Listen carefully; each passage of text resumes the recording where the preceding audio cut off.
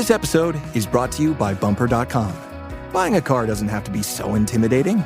Bumper.com is here for you, the buyers. With just a few clicks, it can help give you a comprehensive vehicle report that highlights any red flags.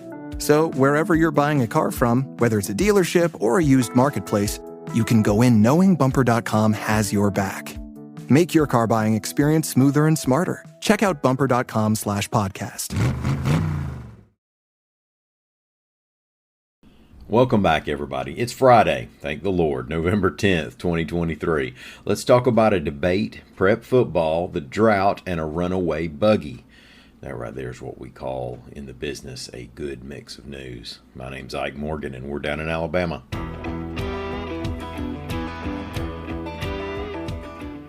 The third GOP primary debate has taken place, again without the frontrunner, and the next one will be the first official presidential debate to take place in Alabama. AL.com's John Sharp reports that media personality Megyn Kelly will be one of three moderators when the debate takes place 7 to 9 p.m. December 6th at the Frank Moody Music Building at the University of Alabama in Tuscaloosa. The other two moderators will be New Nation's Elizabeth Vargas and Washington Beacon editor-in-chief Eliana Johnson. The Hill reported that a representative for Donald Trump said the former president is again unlikely to participate. The moderator announcement seems unlikely to change that. If you recall, he has previously bowed up at debate questions from the conservative Kelly about several of his statements about women. He infamously said after that 2016 debate that she had blood coming out of her eyes, blood coming out of her wherever. Last night, the high school football playoffs got underway, and first-round games continue tonight. Now, one of the highlights will be tonight's Class 5A game between the two winningest coaches in Alabama high school football history, reports Jimmy Wigfield for AL.com. Now, these are not just the winningest active coaches, not just the winningest coaches in the playoffs, but number one versus number two all time. Terry Curtis at UMS Wright and Danny Horn at Central Clay County have combined for 705 victories and 16 state titles over 70 seasons.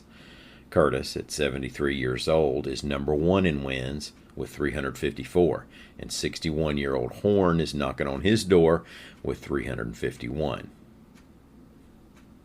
The drought has officially been promoted to exceptional drought status in 3 Alabama counties by the Drought Monitor, reports AL.com's Lee Morgan. Now, that's a level 4 out of 4, and it's the first time any part of the state has reached that category since 2016, which incidentally was the year of the Gatlinburg wildfires. And DeKalb, Jackson, and Cherokee counties in northeast Alabama have reached the exceptional designation, and more than 99% of the state is under at least some level, according to the monitor. Now, some rain will probably fall over the next few days, but we're not talking about drought-busting levels. We're currently under a statewide no-burn order from Governor Kay Ivey. More than 300 wildfires have been reported in Alabama over the past 2 weeks. Well, people have driven away in automobiles that didn't belong to them for as long as the world has had automobiles. Here in Alabama, we've had 12-year-olds taking the family SUV for a joyride out of state. We've had people hopping in airport buses and taking off. We've had people seeing how far they can get in bulldozers, school buses, and ambulances. With that in mind, AL.com's Warren Kulo reports a story out of Mobile where witnesses reported a man driving off in a Piggly Wiggly electric shopping buggy. Now, those things top out around 2.5 miles per hour if you don't have a drafting partner. Witnesses gave police a description of the suspect. Otherwise, officers might have engaged everyone driving electric grocery buggies down Navco Road on Wednesday afternoon. Police took the suspect into custody and booked him into the Mobile Metro Jail. Hopefully it was just a little alleged mischief and he'll be okay. Thank y'all so much for listening. Have a great weekend. We're going to be back here on Monday. Until then, come see us anytime you want to. We're on the World Wide Web at AL.com.